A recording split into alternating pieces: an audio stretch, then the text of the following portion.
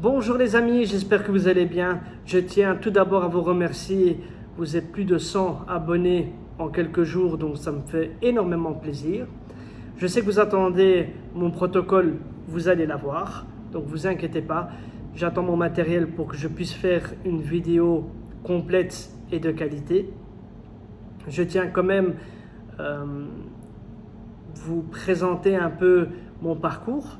Il faut savoir que j'ai jamais fait de pizza. Il y a beaucoup de pizzaiolos qui sont en génération, donc ils apprennent du grand-père au père, au fils. Mais moi, voilà, donc j'ai dû apprendre avec mes propres moyens. Il faut savoir que mon rêve, c'était d'ouvrir une pizzeria. J'ai ouvert donc ma pizzeria et sans savoir vraiment faire de pizza. Donc c'était vraiment mon rêve. Donc j'ai fait un chemin à l'envers, malheureusement. Mais ça m'a permis d'être dos au mur, entre guillemets. J'ai engagé donc deux pizzaiolos qui sont venus de Naples pour m'apprendre à faire de la pizza. Ils m'ont promis monde des merveilles. Oui, t'inquiète pas, en une semaine tu vas prendre la pizza, on va t'apprendre la base, tu vas voir, tu vas maîtriser, t'inquiète pas, il faut pas avoir peur, on a le métier en main. Moi je fais confiance, je les fais venir, je les fais dormir un mois chez moi, donc ils m'apprennent jour par jour, et ça ne veut pas rentrer. Il faut savoir que pour être bon dans ce métier-là, il faut avoir une pratique assez constante. On apprend à nager dans l'eau, il n'y a rien à faire. Voilà, donc ils m'apprennent et puis à un moment, ils me disent écoute, on a un imprévu, on doit partir. Et je les avais déjà payés, les gars. Malheureusement, on peut avoir confiance en personne. Moi, j'ai fonctionné avec le cœur, mais je me suis fait avoir. Voilà, c'est pas grave. Donc, je me suis retrouvé dos au mur, j'ai ouvert quelque chose sans savoir faire des pizzas. J'engage un pizzaiolo. On ouvre donc la pizzeria. Là, à ce moment-là, les appels sont... C'était la folie. Des centaines d'appels. Ensuite, j'ai fait le métier de téléphoniste, livreur, plongeur. Je nettoyais. Donc, j'ai tout fait, sauf vraiment mon objectif premier, faire de la pizza. Ensuite, mon premier restaurant, donc il y avait un point faible, c'était le parking. Il n'y avait pas beaucoup de personnes qui savaient se garer. Et donc, j'ai dû déménager. Je me suis déménagé au centre de Ninove. Et là, à ce moment-là, c'était énormément mieux. Et le pizzaïolo en question part. Ça lui faisait... ouais, chipoter un peu. Oui, le trajet était trop long, etc., etc. Donc, il est parti. J'engage un deuxième pizzaïolo. Celui-là, il me vole de l'argent dans ma caisse. Je le vire.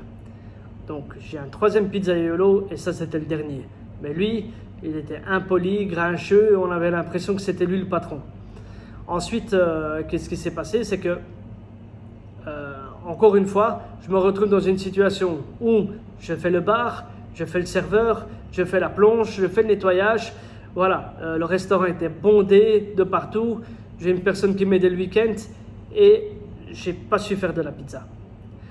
Ensuite, j'ai pas eu de chance au centre. Il y avait des vieilles personnes qui étaient à l'étage. Et donc, l'évacuation de mon four était dans le canal des voisins. Donc, l'odeur de la fumée allait chez les voisins. Ils se sont plaints. Un jour, j'ai eu de la police, les pompiers. J'ai eu de toutes les couleurs. Ils m'ont poussé à bout, en fait. Et donc, j'étais contraint de déménager. Je déménage à mon troisième restaurant. C'est celui-là que vous voyez maintenant. Et donc, c'était en plein 2 semaines avant le confinement. Donc, j'ouvre de nouveau 2 semaines bondées du matin au soir. On n'arrêtait pas. J'avais assez d'expérience dans mes deux restaurants. Le pizzaïolo me dit, je pars. Ou tu m'augmentes ou je me casse. Mais on était en plein confinement et donc je ne pouvais pas. Donc il a profité de la situation. Et j'ai dû prendre une décision radicale de le faire partir. Mais il faut savoir qu'en le faisant partir, voilà, je me suis retrouvé dos au mur. Il faut savoir qu'il ne faut pas être dépendant de quelqu'un. Parce que les personnes ont tendance à profiter de la situation. Et c'est comme si vous prenez donc un couteau. Vous avez le couteau et la lame. Donc lui tenait la manche du couteau et moi je tenais la lame. Et donc à n'importe quel moment, il pouvait tirer et me blesser. Et donc ça, il a su dans la situation. À un moment ou à un autre, j'ai pris une décision, j'ai dit écoute, tu peux partir. Il est parti. Et là, à ce moment-là, donc, j'ai fait en sorte de prendre le courage en main et d'apprendre le métier. Et donc, j'ai dû apprendre le mécanisme de la pâte, savoir à quel moment il faut calculer la température de l'eau, de la farine, de savoir à quel moment il faut mélanger le tout. Et franchement, c'était super compliqué. J'ai donné quelques coups de fil, personne ne voulait m'aider, je me suis retrouvé face à ma situation. Et donc, en soi, jusque-là, c'est pas grave. J'ouvre et je me fais ramasser. J'étais par terre. Donc, il faut savoir, ils n'ont jamais eu ça, les autres pizzaiolos. Je reçois un coup de téléphone, 12 pizzas, je raccroche. 8 pizzas, je raccroche. 7 pizzas, je raccroche. C'était la folie. Je me suis retrouvé dans une situation où j'ai remarqué, donc, si je me trompais dans la pâte, elle se trouait.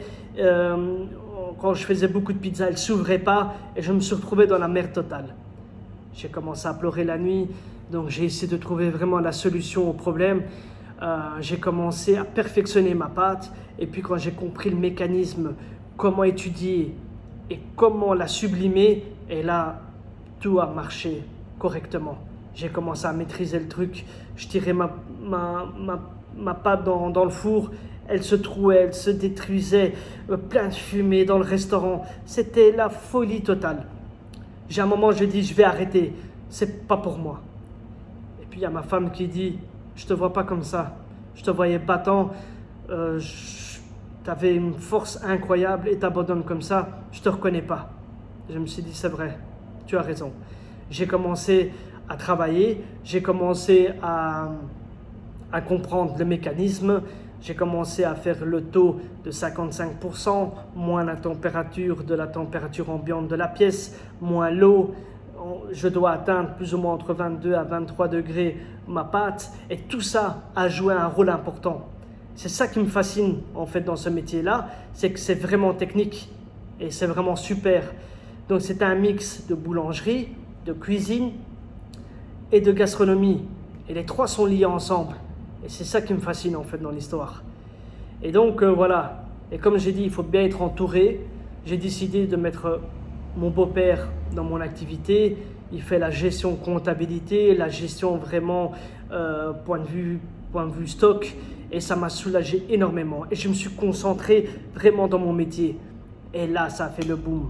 Et donc, il faut savoir que dans ma situation, je devais faire ou la même chose de mes précédents pizzaiolos qui étaient super bons, ou faire mieux.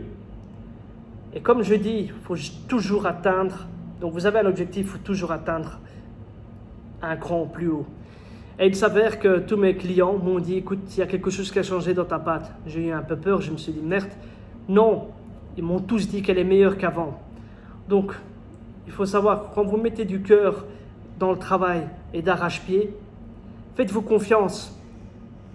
Atteignez toujours vos objectifs et montez un cran en plus. Et au fur et à mesure, vous allez être meilleur. Oui, il y a un petit point que je souhaite que vous n'oubliez pas, s'il vous plaît. N'oubliez pas de liker, de partager et de vous abonner. Et vraiment partager pour que la communauté soit un peu plus vaste et qu'on puisse faire des échanges et d'améliorer chaque jour. C'est très important pour moi et ça me fait vraiment plaisir et ça me donne la motivation. La prochaine vidéo, je parlerai donc de mon protocole. On va grandir ensemble. Je vais vous montrer le polish, la biga et vraiment donc la décoration, la sélection de la sauce tomate. On va vraiment s'amuser. Donc, merci beaucoup. Merci de m'avoir écouté. J'espère que vous avez aimé cette vidéo. Partagez, likez, commentez. Je vais vous aider. Sur le lien de ma description, vous allez avoir mon Instagram, mon Facebook. Et voilà, donc, et peut-être un lien sur mon site internet, on verra. Donc, merci de m'avoir écouté. Et je vous aime. À bientôt. Merci.